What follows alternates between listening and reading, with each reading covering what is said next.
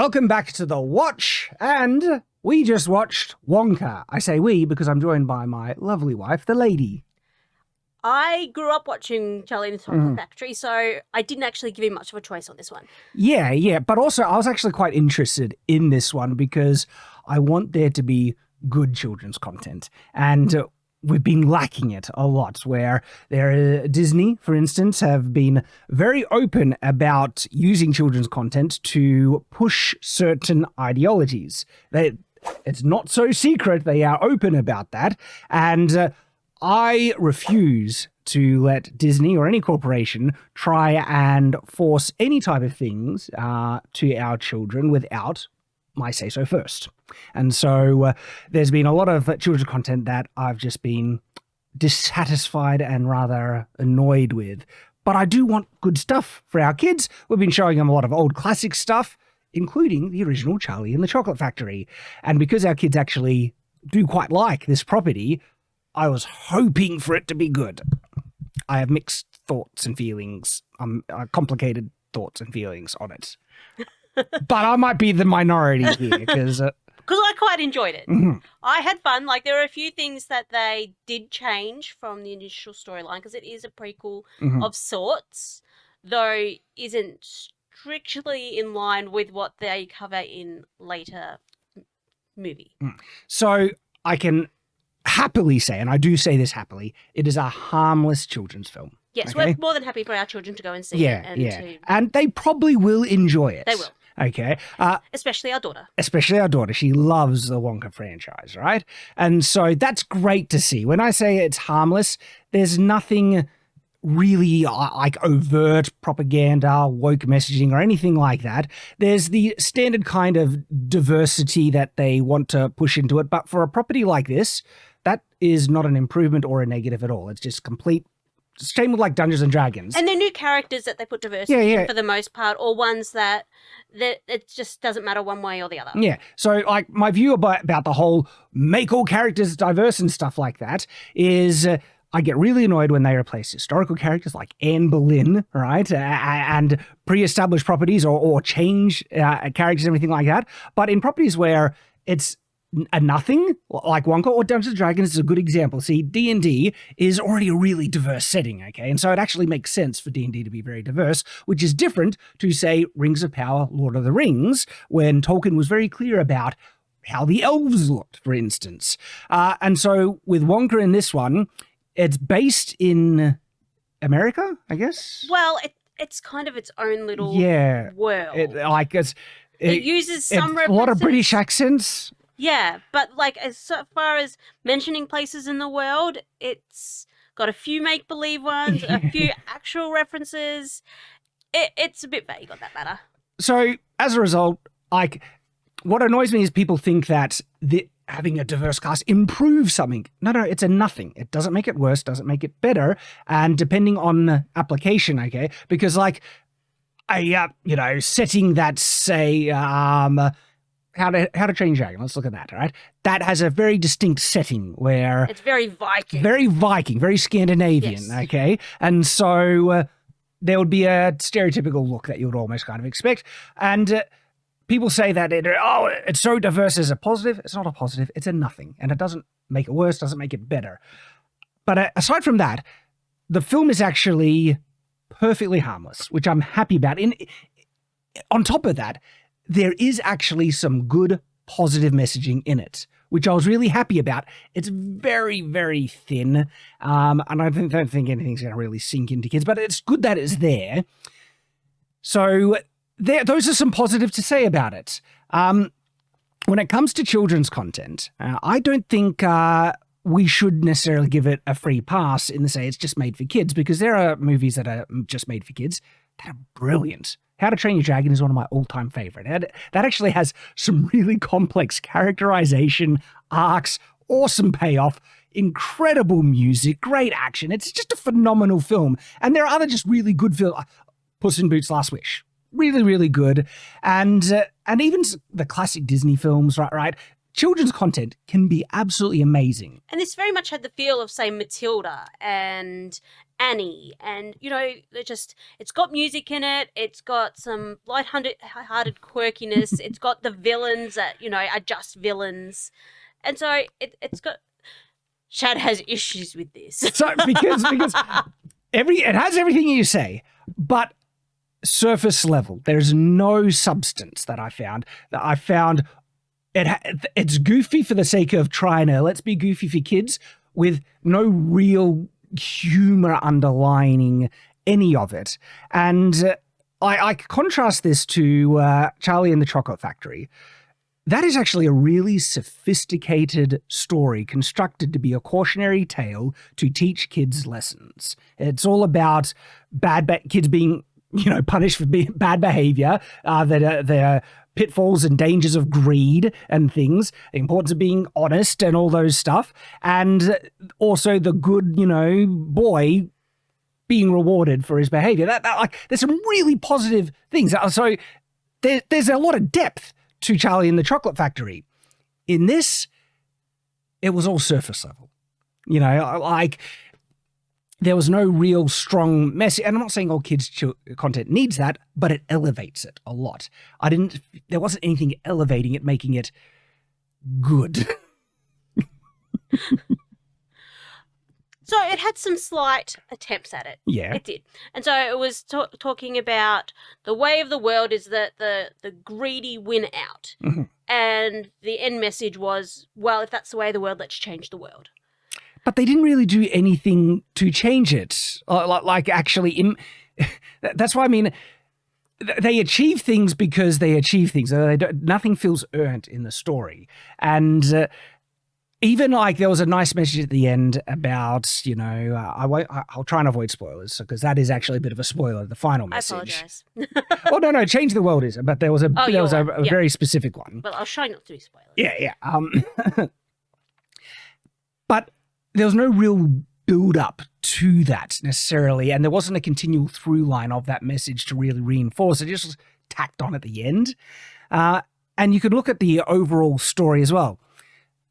I'm not saying there isn't good things in it, and I want to point out some of the good things that I saw.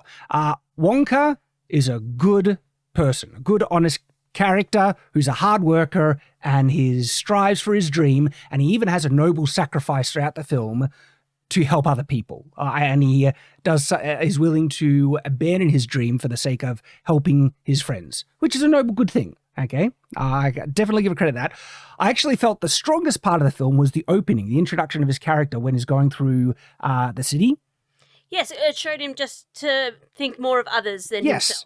And especially because this is the beginning of the film, so I think I can spoil at least the opening, right? Is he comes to a big city with a big dream and is determined to make it on his own. That's a really positive thing where he's not relying on, handouts or anything like that. No, he's going to earn his future, which is something that a lot of, kind of thought process in the modern day is blaming everyone else for the, poor circumstances of your own life and demanding reparations and other people's to fix and everything like that, where this is complete inverse. And I was actually quite, all right, impressed that's a complete polar opposite message. No, he is determined to make it on his own, and he only has a couple of dollars, sovereigns they're called. 12. He starts off with. And he excessively loses each one, oftentimes for just being too honest, and it's done in a kind of humorous way, but it sets up his need for money, basically, and is losing it.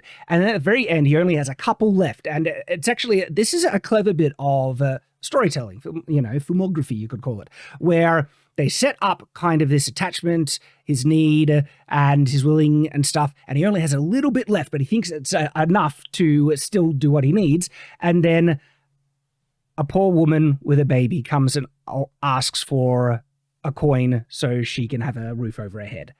And without thinking, he gives his, one of his last coins. Well, it's not even that. He said, "Here, take what you need." He offered all of it, that was really good. Some. Yeah, and so I'm watching that this is opening really strong, and I was getting ready for, all right, if continue on stuff like this, I'm on board. For me, it just then fell flat after that, but it did open really strong. like, I have to be honest, I think kids will enjoy it. There's silliness, there's goofiness, nothing for me of such, like a lot of the bad guy kind of overacting and stuff. That was just kind of like, you know, when people trying to be funny, but they're not funny, but they overact to try and, you know, like, there was a lot of that and nothing really landed home for me. Well, it wasn't sophisticated humor. It's aimed not only at children's, but at the nostalgia of having grown up with, you know, the Gene Wilder Charlie and the Chocolate Factory. And I think it does that. It's got the music that they've done very well to match into the, you know, a little bit of reminiscing, a little bit of new kind of feel. And they pull off most of their goals. It's not sophisticated, but it's fun. Yeah, and I think kids will find it fun. I found it painful to watch. Like, I was bored. I did not enjoy the experience, even though I can acknowledge there are some things to absolutely give credit for the film. It's harmless. Kids will enjoy it. It does not reach the depth and grandeur that really good kids content can reach. And I think one of the big failings for me was the music. There was no real memorable, like, this is a musical, right? And is it because we haven't made him for long? But then again, I have to give credit to The Greatest Showman. That has some incredible music in it. Like, you know, The Greatest Showman? Yeah, of course I do. Like, really sophisticated music. And because we have the soundtrack and we've listened to it in the car, and sometimes I've just had to sit back and be impressed by they're using some really sophisticated kind of mixing of music styles. That's our word for this video. Sophisticated, guys. It is. Because sometimes there's really good sophistication in media. There was nothing there. It felt like that they were reaching to match the quality of the original, but had not the ability to do it. But they were trying to make it feel like it. And look, there were some songs that were better than others. Yeah. One of the ones that I think, okay, you're only barely getting there was when he started to finally sell the chocolate a lot throughout the town. And yeah, was it like you've never had chocolate like this before? Something like that. Like, that was the tagline of the song. I was like, okay, there's something there. But to me, there was nothing great that memorable, that stuck with you, that you'd want to sing along and stuff. And the only thing that really makes you feel is when they use music from the original, like, the Imagination one. That's a great, really pleasant tune, as well as got some kind of depth to it, right? Sophistication. I wouldn't say the Oompa Loompa song. Not the Oompa Loompa one. Yeah, I agree. However, I have had it stuck in my head since we left the cinema. Well, there we go, right? But they did end on it. They did end on it. But was there any original song that, like, you really will remember? I would probably have to hear them more than once to actually remember them, but I didn't have a problem with their music. I think it had that bit of whimsy and hints of nostalgia. I had no problem with the music. Yeah. Two songs kind of were okay for me, and it was that one when they were selling the chocolate and when they introduced the shop. You know, I didn't actually mind the Scrub one. See, that one, I felt that was uncreative and repetitive and forced. No, I had no problem. So those are kind of my overall views of the Wonka film. I have mixed feelings on it, obviously, but for people who are less critical than me, it's harmless fun and families might enjoy it. Yes. Mm-hmm. Any other thoughts you'd like to share? So there was only a couple of discrepancies, but mainly comes into spoilers, just for how, if you're going to connect the two movies, it does leave at a spot that doesn't coincide with how things start in the next movie. But, you know, they kind of needed to resolve a movie anyway, so... Yeah, and it seems to be a prequel like of the original, not the Johnny Depp version. The guy who plays Wonka, I think he does actually a pretty good job. In actual fact, I think this is one of the few roles that he's been cast in recently that he actually suits. I forget his name. I'm not interested in actors, personal lives or names. The only one I could think of that he had been in was Dune. He's in Dune. He's in The King on Netflix. He plays like... I haven't seen it. Maybe that's why I have no idea. Henry V, I think it is. And he doesn't suit those roles. This guy is not an action star by any means, but he's cast in these action roles where something like Wonka, is a perfect casting for that, I reckon. He looks a bit younger, and he has does this look kind, young. yeah, and therefore he has a more kind of, he could play the innocent, wide-eyed, dreaming kind of character pretty well. The friendly entrepreneur kind of thing. But I just don't think he suits the action roles that he's been cast in. But he did well in this role.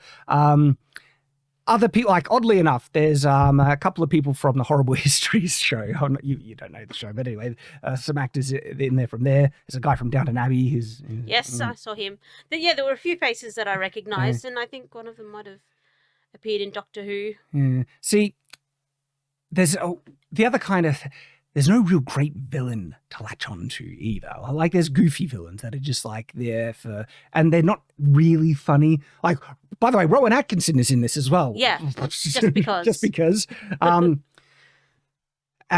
so, like, think about Jack from Puss in Boots: Last Wish. Like, he's such a brilliant villain that is constructed really well to hate you. I like to see his downfall. He has this incredible narcissistic selfishness about him, and he's also funny and engaging. Like, he's a brilliant villain in The Last Wish. Nothing like that. You have the the owners of the inns, and the stuff that you see them go through is just uncomfortable. Like, it's not funny. It's just these people are gross, basically. And milking giraffes. I'm just there like... Well, there's always been the wackiness about Wonka. So, yes, that's the funny thing. That kind of caused me to give it a pass, even though it still is a bit gross. Like, because Wonka has this kind of weirdness about the way he makes the chocolate, right, in the original.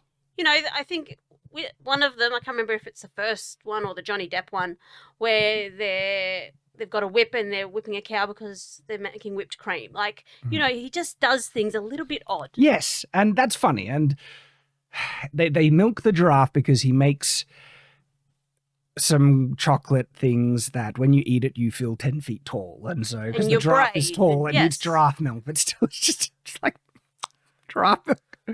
It's, and there's another, so... Minor spoiler, bit of a spoiler, but there is like a moment when, so I'm not sure if you care or not, but I want to point it out because I found it gross. They're swimming in liquid chocolate at one point and then use that exact chocolate to pour and hand out to everyone at a certain point. And I'm just like, you had dirty clothes in it. You're sweet. Oh. It's gross. Any other thoughts? Okay. So Wonka has magic and he just do weird things because of magic.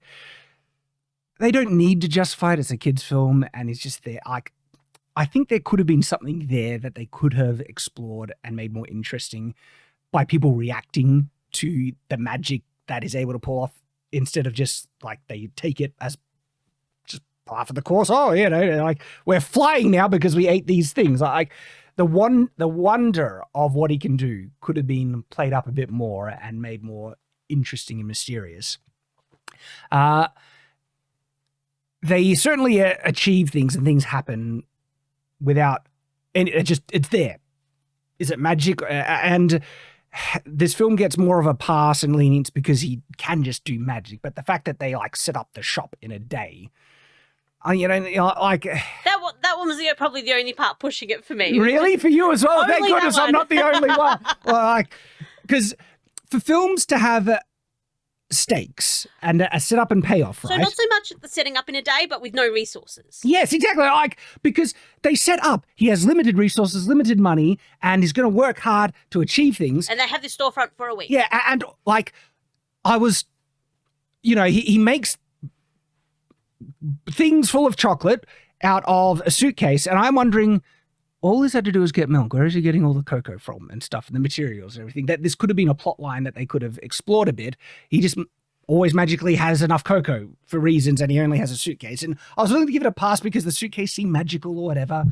But then the scale of now is like the shop is huge and it's full of food and chocolate lolly stuff, and it's just magic. And again, it's a kids' film. People say don't think about it too much, but kids' films don't need to be nonsense, right? There's some great examples when nonsense can sometimes be fun. If they do it right. This isn't done right, in my opinion. Again, How to Train Your Dragon, Shrek, Puss in Boots: Last Wish. There's kids' content can be done really, really well, and I think they almost show a bit of is it contempt where they just brush it off, saying it's a kids' film, doesn't need to make sense, forget it, and they can actually impact the payoffs in their own story because it's all nonsense now, and nothing is actually happening. Like there is an event where a character saves another character towards the end. Shouldn't be massive spoilers, but the way that they set that up, really weak, and there was no guarantee it was going to work. Right? Also, I think they dropped the ball with the arc of the Oompa Loompas. They just kind of tacked on a bit just because I like Hugh Grant. He's just funny, especially with how posh he is being silly, right? But I feel there was a lot of opportunities that they could have done something really good, but it was just low effort, tagged on kind of. That was the impression I got. They built this up like it was going to be the story of how he made his factory, the construction of his factory and stuff. And the challenges he faced to get there, when it really wasn't. It was just kind of the challenge of him selling his stuff and getting a shop, basically. And the factory was only tagged on at the end and given lip service to, when that was I think it was teased in the trailer as being something a bit more, a bigger element in the plot. And the Willy Wonka factory, that's the kind of the showcase of the original film. And so you half expected that the film was going to be, the story was going to be around building towards that and how he gets magic. How he gets the Oompa Loompas to help him out. He doesn't. The Oompa Loompas. He got one, and then it's again tagged on at the end, and the reveal of the factory tagged on at the end. So there were some expectations that I was just a bit let down on, and overall I didn't enjoy it. But kids do have much lower standards. I'm not saying that means we should have lower standards for kids' content, but because there is just silly goofiness, they'll probably have a good time. I agree. At least with the silly goofiness and the kids enjoying it. You disagree with other things? I'm more critical. Yeah, you've trained your brain to watch for critical. I train my brain to go, I'm happy for my kids to watch that. That looks like fun. Mm-hmm. And that's probably enough for a lot of people. So you can choose yourself. Look, the good thing, as I mentioned, it's harmless. And if the kids want, hey, we get a treat, we get to go to the films, there is this one available. And so when I was mentioning that there are some good messages and everything, I mentioned about the attitude of Wonka, and there's almost like a message about good capitalism versus bad capitalism in the film. Yeah, it was a little bit more subtle, but it kind of was doing that. Well, when he first went into the city and he comes back and he says, I thought, you would seed based on merit and something. Actually, I think he even says merit. And he still believes that. And he says, but it is stressful trying to not spend the money that you have in the day or something like that. And I was like, that's all fair. And they didn't discount. In fact, the whole film is about him, based on his merit, trying to work against things that, are stacked, and conspiring to ruin him to still succeed, which is, that's a good message. I'm glad about that. And it also has a message about, corruption and whatever. And so there's a balance there, but there's none of this kind of communistic, socialistic propaganda where it craps on, and it happens, you might be thinking it happens more than you think. I could point out multiple examples, even in Doctor Who, where they just start to be really overt and blatant about socialism, good, capitalism, bad, and everything, like Ant-Man. No. I don't remember in Quantumania where he says, I know socialism is a charged word, but you could learn a thing or two about the ants. And then in Doctor Who, there's anyway. So there's nothing blatant, like overt, like has been in other media. In actual fact, there is a subtle, more balanced message that, hey, if you work hard, you can succeed. And kind of a subtle message of compromising your standards to get what you want isn't the way to go. Yeah, and that's good as well. And so there are some good things. I was a little surprised at the fact that they were willing to frame obesity as a bad thing in this film, because the cop. Gluttony being bad. And that's just something you don't see in a lot of modern films where they push the whole any size is good no matter about the health conditions or whatnot. And this film is actually like, no, gluttony's bad. And if you indulge way too much and be greedy, you'll become fat. You don't want that to happen. That's in the film. I was like, you rarely see that in the modern day. So there are some interesting positive things. And I think those are all my thoughts that I've wanted to share on it. Have you seen it? I don't know. Share your thoughts in the comments below. If not, if you're intending to see it. And as always, stay on watch.